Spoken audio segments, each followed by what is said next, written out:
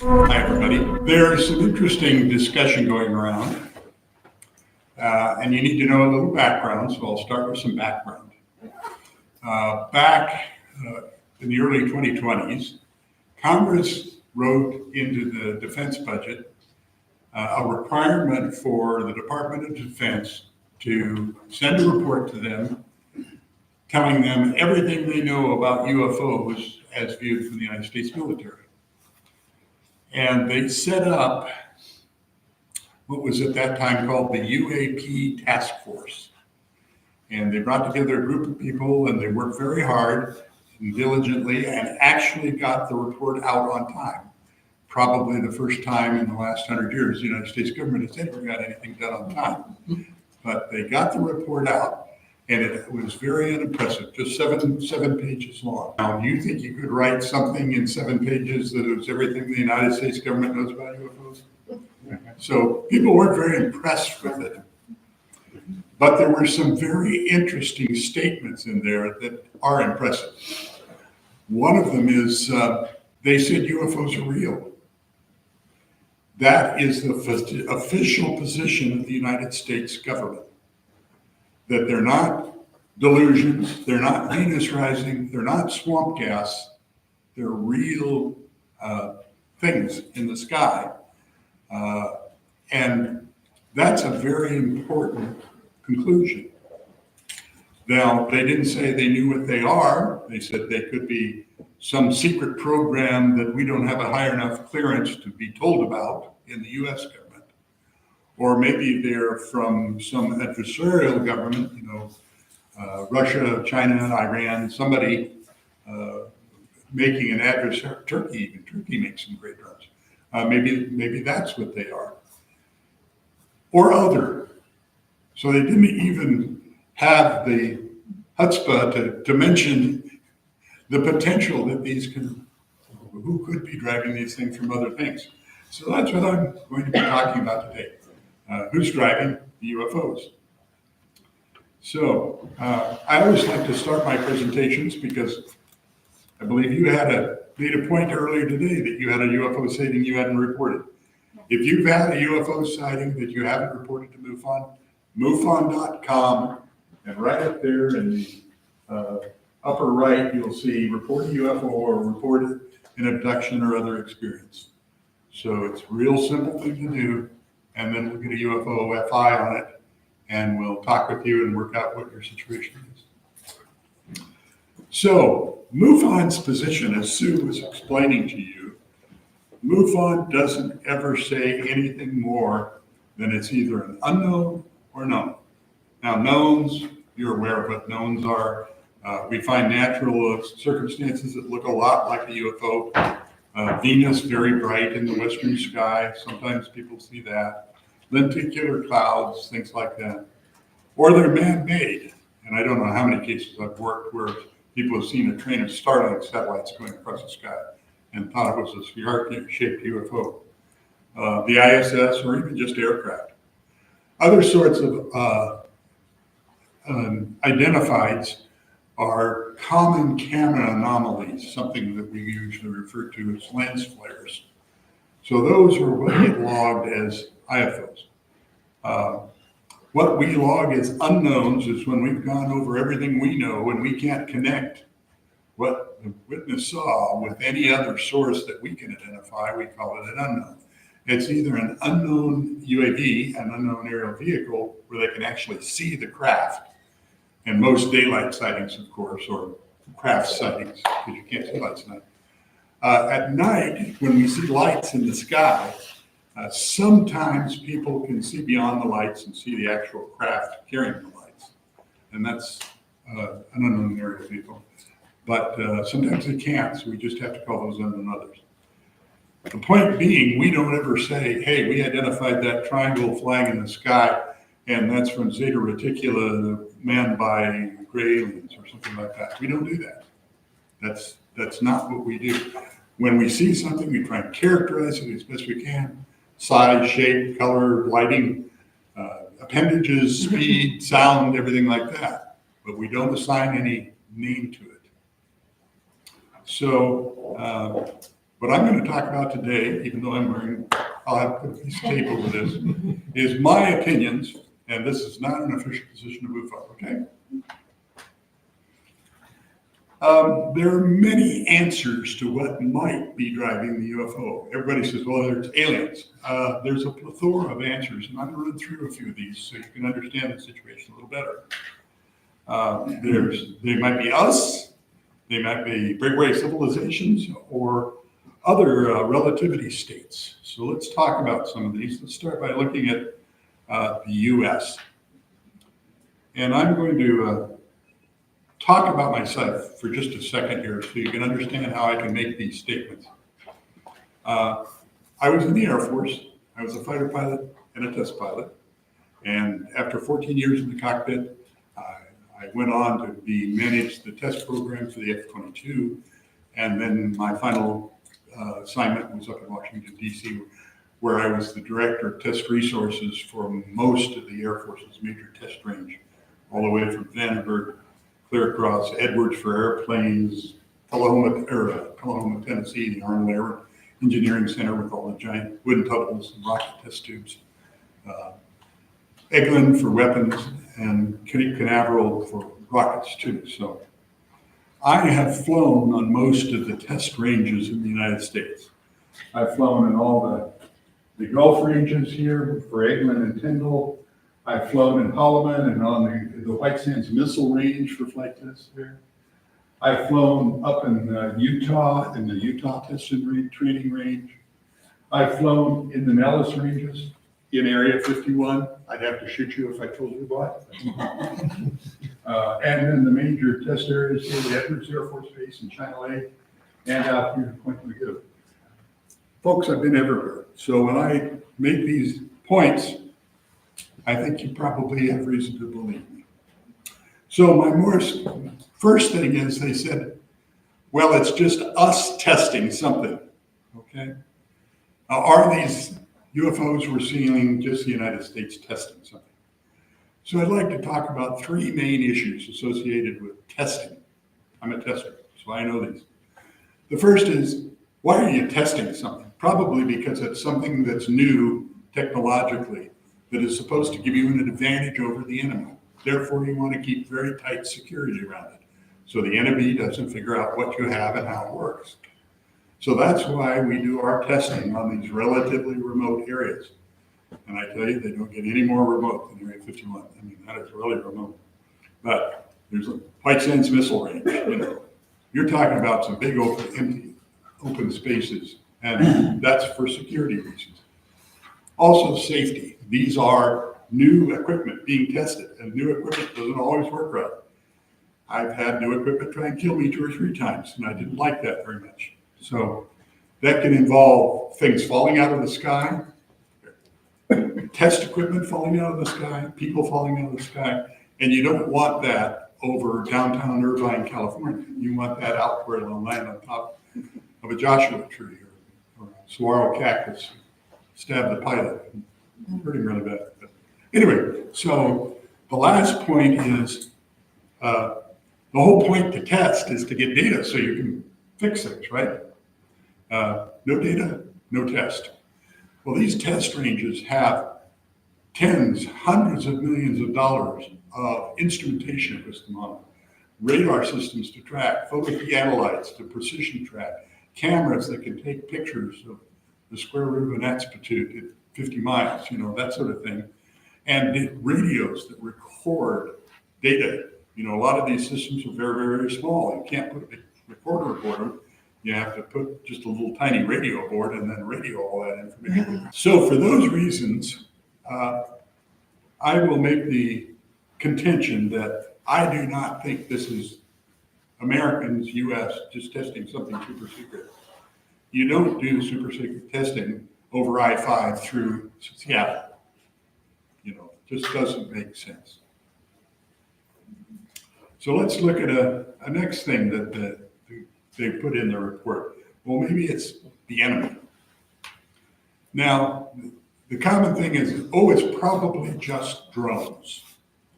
The point is, the word drone is a very, very, very, very big thing to define. They can be anything from the little 4-propeller recreational quadcopter type drones. Some of them are as small as fit in the palm of your hand, all the way up into great BQN drones like this one down here. It's the size of the 757. Those are all called drones.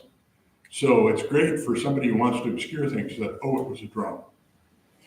But there's something you have to remember about drones is they don't all have the same capability. Now, the little recreational quadcopter drones are very mobile. They move left, right, forward, back, up, down real quickly, like these UFOs people are seeing. So there's the potential it might be a drone. But they're 200 miles out to sea over the Pacific. And quadcopter drones are very, very limited endurance. Many of them can only last 15 or 20 minutes in the sky. There's no way you could drive a little drone like that from the coast all the way out to the Navy and be the tic-tac UFO that Dave Fravor was chasing. Now, there are things that can get out that far. I mean, these drones can fly for 3 days at a time. They could come all the way from China and sit off Point Mugu or Vandenberg and watch missile launches. But they aren't very versatile. They're aircraft-like. They've got the same limitation as an aircraft would have. So you can't have both capabilities of long range, long endurance, and maneuverability like these UFOs exhibit in the same drone. So I think because of these long distance from enemy territories, plus flight characteristics that we can document in videos and firsthand experiences, I just don't see that is compatible with what people are seeing as UFOs. So I've just blown away the first two of the report's possible things of what could be in a UFO. Now we're going to move to a really, really, really strange here. Watch my hands very closely. They never leave my arms. Breakaway civilizations. Now, what's a breakaway civilization? This is a term probably originally documented or used by Richard Dolan in one of his speeches and books. And what he's talking about is a subset of humanity, just a small group, that has achieved some advanced technological capability and then has withdrawn to a secluded existence and is using that advanced technological capability to basically be UFOs. These are still humans. These are still Earthmen, but they're doing things separately. And there's lots of factors you have to take into account if you're trying to figure out how do you get a breakaway civilization. Was it an ancient civilization or modern civilization? What's the size of the breakaway civilization? Because if you take into account the number of UFO sightings we see in a year, MUFON gets 5,000 to 6,000 sightings in a year. But my favorite experiment. You all came to a UFO meeting, so this might work out. How many of you here feel you at one time have seen something you would call a UFO or had an experience? Just stick a hand up. About half the folks here. How many of you have reported that to MUFON or NUFORC or the police department? 2. That's not 3. That's not uncommon. We frequently do these things. I sit in rooms full as many as 100, 125 people and find that 1% of them have reported their sighting. So when MUFON gets 6,000, you're talking more like 60,000.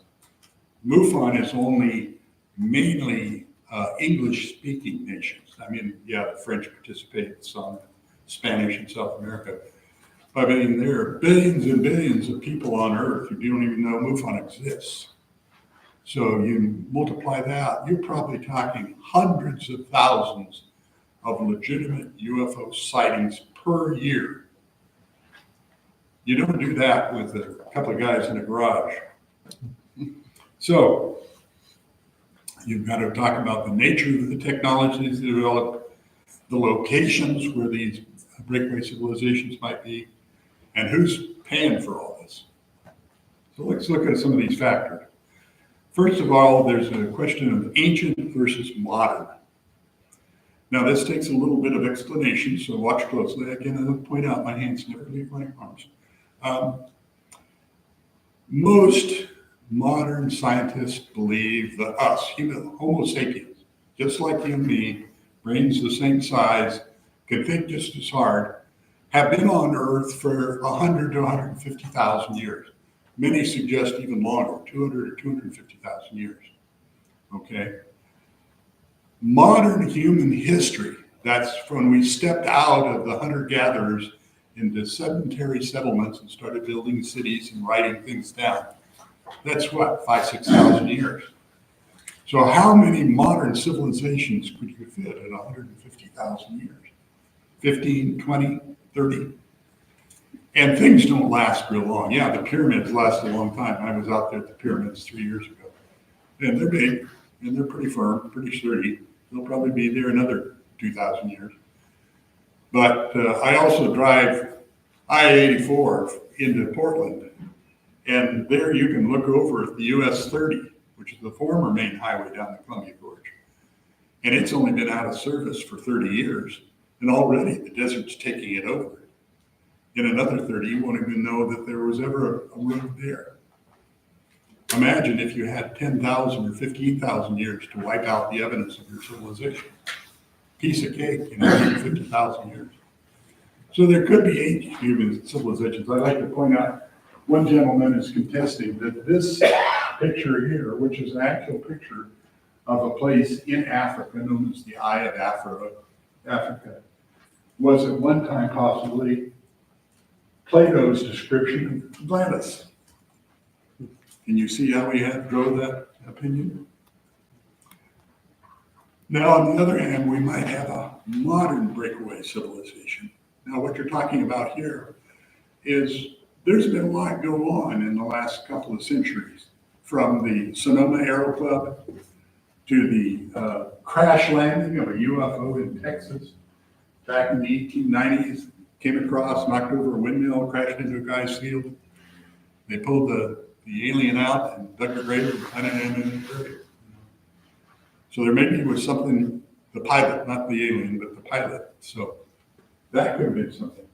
To something more like the Nazi technology development during World War II, the V1, the V2, television, guided missiles, things like that. That was some pretty sophisticated stuff.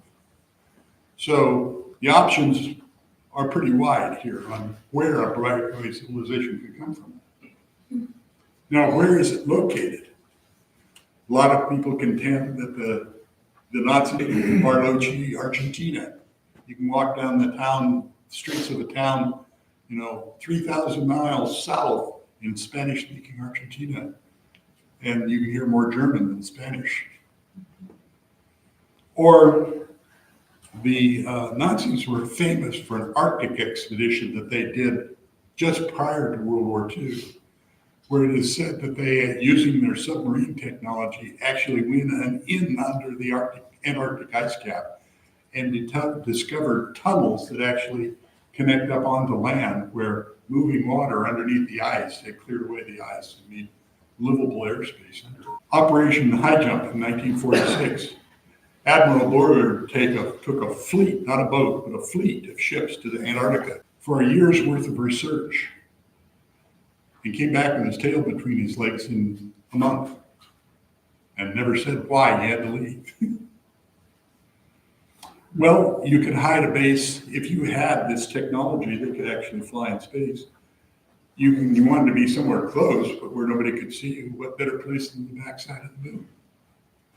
And those are pictures purportedly taken on the backside of the moon. You can see that structure in this crater here. You could be under sea. 3/4 of the planet is covered with water. Humans have a hard time dealing with anything deeper than 100, 150 feet. What better place to hide than underwater? If you can endure the rigors of traveling through outer space, I'm sure you can figure out how to deal with the rigors of being under a few 100 feet of water and hide from the people on the planet. Again, that's not fake. That's actually a picture of something that's lying on the bottom of the Baltic Sea. or they could be underground, as Walt points out. I mean, it's not hard at all to get one of these big boring machines, as long as you don't drive it in Seattle, and get it to go, hundreds of feet a day, boring out tunnels. You could quickly open up a huge base. Lots of people don't know that of the 14,000 V-2 missiles built to fire during World War II, every one of them was built underground. The Germans' famous Me-262 jet fighter that was used at the end of World War II was built entirely underground. And they'd roll them out of the cave, put them on an inclined railroad to the top of the mesa, the mountain under which they were built, and launch them off that mesa with just enough gas, so they were really lightweight, to get to the nearest Air Force base. You have to follow me a little bit again. Close to the note, my hands never leave my arms. What would be wrong with having a breakaway civilization amongst us? How many of you know of some strange industrial-looking facility that's kind of sitting out in the middle of nowhere? You don't have no reason to seem to have that plant out there that people drive in the gate and out the gate at 4:30 every day. Do you know your neighbors that well? How do you know your neighbor doesn't work for a breakaway civilization? You say hi, you mow the lawn, you talk about how the Seahawks are doing, but he never talks about where he works. And lots of times, if you think about it, if you're going to build a solar warden vehicle like Walt was talking about, yeah, at some point you're going to bring together a big, amazing looking ship, but that ship's made of nuts and bolts and wires and televisions, and tubes and transistors and things like that that can be made anywhere, just bought off the market. So could a breakaway civilization just be living right within you? Could be. So let me talk about it would be very expensive to do this. If you're a breakaway civilization, like I say, it's not the sort of thing that two guys in their garage, tens, hundreds of thousands of UFO sightings yearly. That's a big operation. For an ancient civilization, that's not untenable to think about. Somebody that was around for hundreds or even thousands of years could collect a huge amass of wealth, which they could fund it with. Even in modern times, when the Nazis swept over most of Western Europe, the first place they stopped when they drove into town was the bank. And they collect an awful lot of gold, silver, precious stones, etc. Much of it has been recovered, but I can guarantee you that the vast majority of it was never accounted for. A workforce. How do you get a workforce together to do all this work for you? It could take a big place. It could take an underground base like Paul talks about, or an undersea base. Like I said, it could be that many of those people are just out walking around in society except when they go to work. This is an example of, you take a piece of Washington desert with nothing but sagebrush and greasewood in it, and you put 50,000 people out in it in 18 months and build a reactor that makes big bombs. I don't know, Sue's here, I better call it. They're actually plutonium bombs. And it takes a large presence to build a UFO fleet. And this is the famous picture of Washington, D.C. in 1952. So you have to get an advanced technology out of this.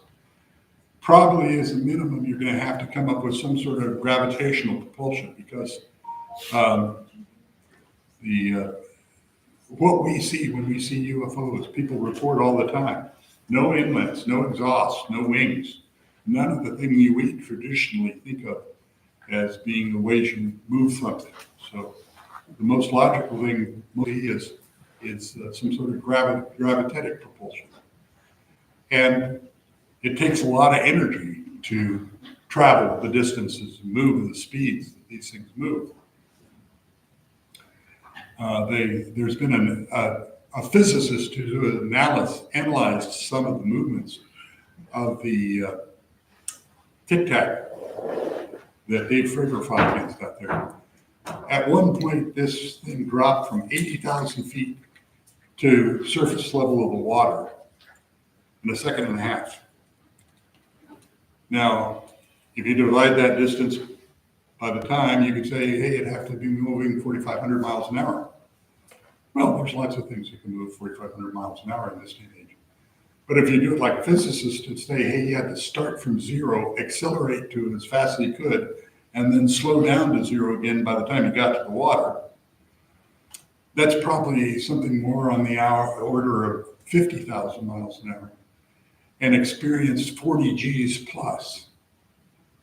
I'm a fighter pilot. I pulled 9 Gs, and I tell you, you can't pull 30 Gs and be real happy about it. So, the next thing, so you've got to have a lot of power. You've got to get some sort of unique things. So, what can do this? I'm going to build 2 scenarios. First, I'm going to build an ancient scenario. The last ice age started to end around 200,000 years ago. Temperatures kept getting warmer and warmer and warmer and warmer. And then about 12,500 years ago, they took a big dip and then came back a few hundred years later, back up again. It's called the Younger Dryas period. So imagine a civilization that, this is easily less than 100,000 years ago, that could have had a civilization as advanced as we are now, be there, develop everything, and then get hit by an ice age. What would Seattle look like if an ice age came back? Well, you'd have plenty of ice for your ice Starbucks, but probably wouldn't want to live here. They became highly advanced, and look how, if you were to say, what is modern society based on?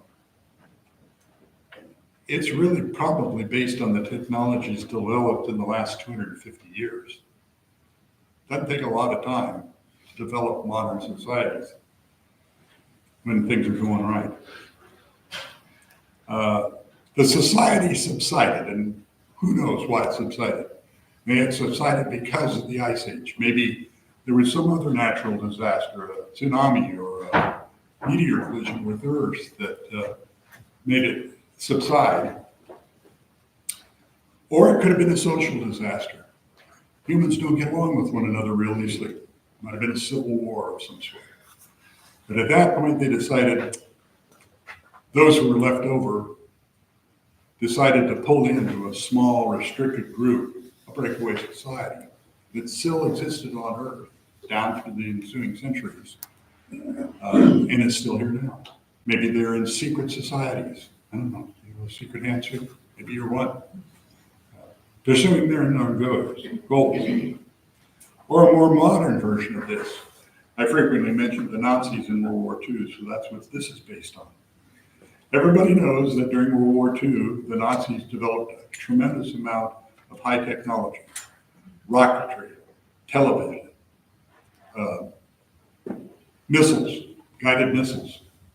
One of the things they developed was the Nazi Bell, which is purported to be some form of gravitic device. We never got our hands on that. It got away. And they weren't dumb. They could see in the latter years of the war that things weren't going their way and they were likely to lose. So they devised a plan not to have a Nazi nation or state, but a Nazi international. They took the great wealth they'd accumulated and bought into controlling shares of corporations around the world are actually owned through front companies by what was originally the Nazi Party. They have lots of gold and wealth stored away where they can make use of it to continue the development of these things. And they picked up the most vital areas of this technology and they moved it. They had these giant transport airplanes that could fly 3,000 miles. They had submarines. Everybody knows the Nazis were famous for their submarine technology. At the end of the war, they actually had submarines that were cargo submarines, not attack submarines, one of which U-234 surrendered off the coast of the United States with purportedly several hundreds of pounds of fissionable uranium. What else did they ship out? They took all this technology with them to a unique place and further developed it into what we now call UFOs to pursue their goals unknown. That's a breakaway civilization. That's possibly what could be what we keep seeing as UFOs. Now let's look at some other potential options, and they're not limited. One of them would be, instead of extraterrestrials, maybe we're being visited by extratemporals, people from the future coming back via time machine, a measure of relativity, and trying to influence or research what went on back here so they can prove what actually happens before they come to their civilization. Grays might be what we look like in 200 years, except they got it all wrong. It's not skinny gray guys with big heads. It's skinny gray guys with big heads and thumbs about the size of my forearm from playing video games. Instead of extraterrestrial, they could be extra-dimensional. Now, my physics is nowhere good enough to be able to explain this one, folks, but there are people who contend this. Modern physics suggests that there are many as 14 dimensions to reality. And what they're saying is that this could be a civilization that exists in a parallel dimension to our dimension and have found a way to breach the dimensional divide between us.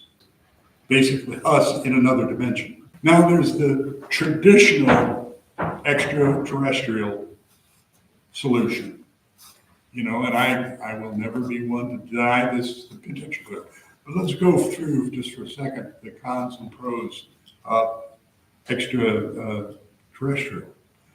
One, the first thing they'll talk about is the extreme distances involved. The nearest other star is 3.5 light years. The nearest other star that has a planet that has anywhere near Earth-like conditions that we could exist as is 14.5 years away at the speed of light. And we're a long way from going the speed of light yet. And I don't know that we will be going the speed of light 100 years from now. So either these guys are really advanced and they figured out some way to beat the speed of light, or they can live a real long time. There is no objective evidence of extraterrestrial life. Now, I know that many experiencers, I am also, like Sue, an experiencer resource team member, and I interview these kinds of people routinely. And they say they've had contact with extraterrestrial life, but there's been very little to document that. I mean, some scratches, some marks on the flesh, maybe an implant that could be extraterrestrial. It could be just something that they felt when they were a little kid and jabbed something into their arm. There's no real substantive evidence of extraterrestrials. We know with modern science, astronomy, we have now identified that there are planets on other stars that are in what they call the zone, the Goldilocks zone, where everything's as perfect as it is here on Earth for human existence, life to exist. But there have never been any evidence. I mean, they've never seen any contact, emissions, anything from any of those planets suggesting there was an extraterrestrial civilization. Everybody talks about recovered crashes. Again, that may be kept secret from us, but out in the public, there's nobody that's got a crashed flying saucer. There are some people that have what they claim are metamaterials, little bitty pieces of things, which don't look like they were manufactured on Earth. But again, that's very minimal evidence of an extraterrestrial civilization. Side note, how many of you have heard of Denisovans man? Denisovans are like Homo sapiens or Neanderthals. They're another species of humanoid exhibit. How much evidence do we have of them? I mean, there are hundreds of articles written about Denisovans man. What do we got? One bone. So, is there a justification for the humanoid shape? Most aliens people claim they've seen, many of them suggest they were shaped like a human. Is there any substantive evidence that this shape is the best shape for existing? Nothing, except we do pretty well. So let's look at the other side, the pros. You can go to Missouri to the Smoky Mountain UFO Fest and sit with a couple of them, or you can number of UFO sightings, like I say, tens, possibly hundreds of thousands of sightings a year. It means something's really there. It's going to hard to hide that big of operation on Earth. Might be able to do it, but if it's not on Earth, then it's probably from off Earth. There are the cases of confrontations with non-human species. And in many cases, including the Ariel school incident that Walt was talking about, where a craft was seen to land near the playground, and some of the kids ran over to look what was going on and actually confronted a non-human species, by all appearance, that actually projected into their brains the idea that he wasn't from Earth, was from somewhere else. So you've got that kind of supportive evidence. And the last thing is Occam's razor that says the simplest solution is probably the most likely. And if they don't look like they're from around here, they probably aren't. So what might be I would draw your attention to this book here. And he has a book where he has gone through all of the accounts he can find of situations where people have identified some sort of extraterrestrial species they've encountered. And in his book, he identified 82 alien races that have been to Earth. And in an interview with the Earth team, when about 3 months ago, he said, basically, my editor made me cut it off at 82. He said I could probably identify another couple dozen. So what are they like? Well, there's basically what I would call human-like aliens, commonly referred to as Nordics, that are approximately human height, have the same features and they could be shopping at the mall with you and you couldn't tell the difference. One of the ladies who used to be an ERT member here with with Washington said she had, one of her witnesses said she had had an encounter and was shopping at the mall and looked down from the second balcony down to people walking down below. And she saw, boy, those look like, and in her mind she heard, oh, she's seen us, we better get out of here.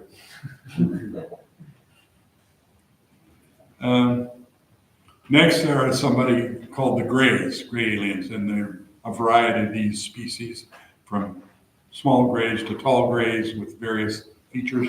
Some of the grays appear to be different in external, size of head, shape of eye, things like that.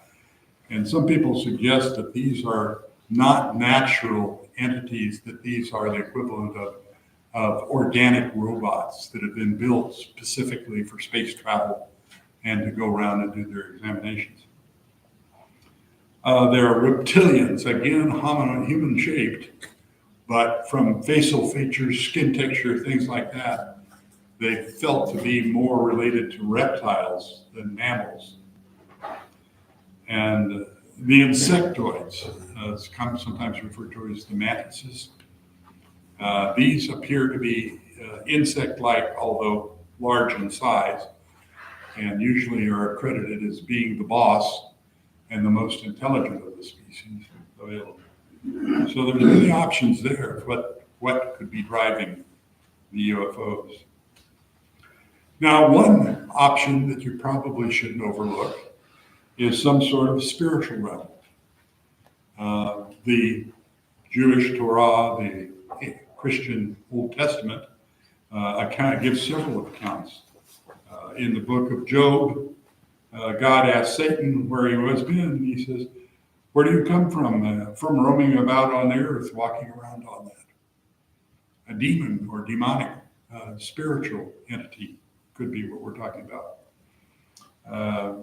In Genesis 5, it talks about, now it came about when men began to multiply on the face of the land and daughters were born to them that the sons of gods saw the daughters of men were beautiful and they took wives for themselves whomever they chose. Again, some sort of spiritual entity. And then, of course, there's the famous passages out of Ezekiel, where Ezekiel saw a wheel within a wheel beside the cherubim. One wheel beside each cherubim, the appearance of the wheels was like the gleam of Tarshish stone. So, don't overlook the potential of a spiritual realm. They could be a combination of two. One of the most famous incidents was the man who, after interviewing an individual who had this happen, he had been incorrectly allowed to come into a presentation that appeared to be flying saucers. And they identified them as ARVs, alien replica vehicles, I believe is what that meant. And so maybe what we're seeing is human-built UFOs based on alien technology.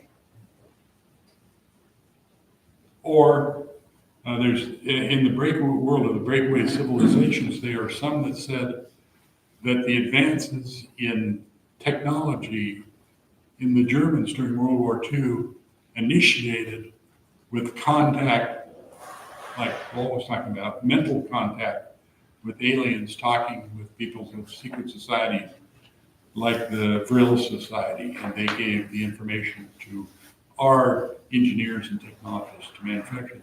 Maybe we aren't seeing them.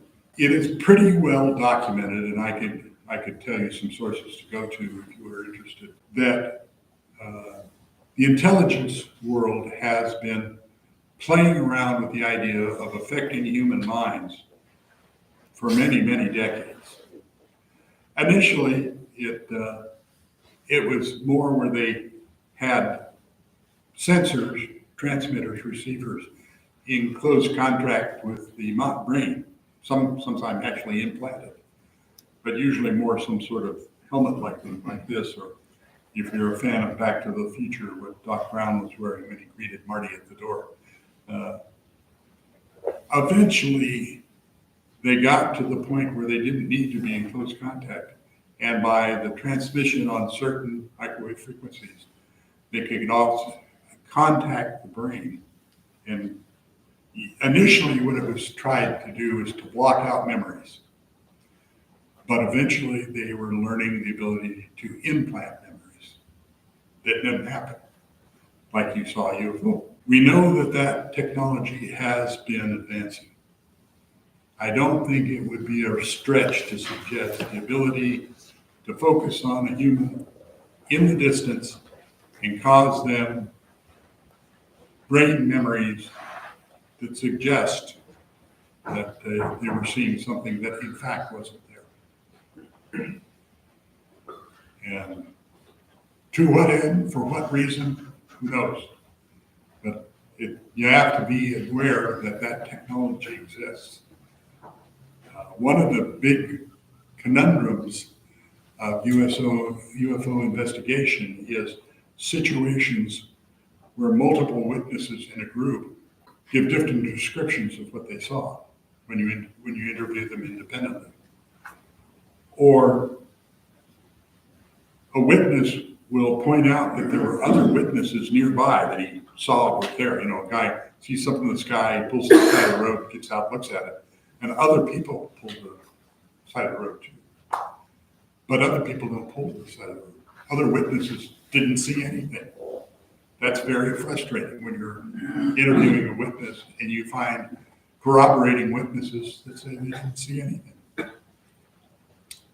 So mind control might be the answer. Here's my favorite. You all took tests. You made it through high school. You remember there was this answer and this answer and this answer and this answer, and old answer E, all of the above. That, I think, is above a likely combination of what I've discussed today, a summation of these various things. I think that's probably somewhere in the answer.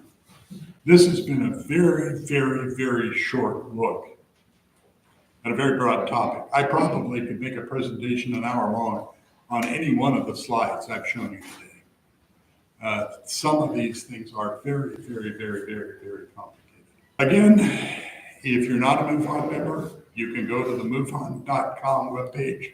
You can find a chapter that you can join. MUFON is divided up into state chapters. Of course, if you want to join, you can talk to that lady right over there. She's the Washington State chapter. If you're interested in knowing more about UFOs, and I find that this is useful sometimes to talk about, if you're interested in a basic, broad understanding of the ufology issue, I would either recommend The Novice's Guide to UFOs, or probably better, Richard Dolan's UFOs for the 21st Century Mind. These are both very broad looks at all the corners and aspects and unusual parts of the ufology. If you're interested in an even deeper dive in, Richard Dolan has his UFOs in the National Security State Books, which are very, very deep books about ufology.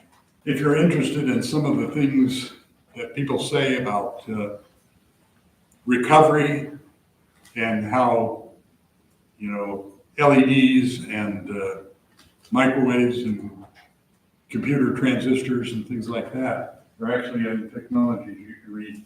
Philip Corso's book, The Day After Roswell, which I found to be a pretty useful book. If you're interested in who's driving the UFOs and you think they're aliens, you might check Kathleen Martin's book, The Alien Abduction Files. Kathleen Martin is probably one of the foremost experts on the abduction philosophy and happens to be the niece of Betty Hill, of the famous Betty and Barney Hill abduction incident. And lastly, if you're interested, if you're an engineer like me and want to deal in the technical aspects of geology, you might want to read Nick Cook's book, Hunt for the Zero Point. You might want to read it anyway, because Nick Cook is a fantastic writer, and he turns something that is basically a documentary on this, documenting this area of gravitatic propulsion, and he makes it read like a thriller. He's really good. So I highly recommend these. And I believe if folks don't have any questions, we could break for an intermission, but I would be happy to take questions. Who do you think's driving the UFOs? I'll be standing here. Looks like everybody's ready for a break. Bathroom's out the door, food behind you there. We have one more presentation after the break.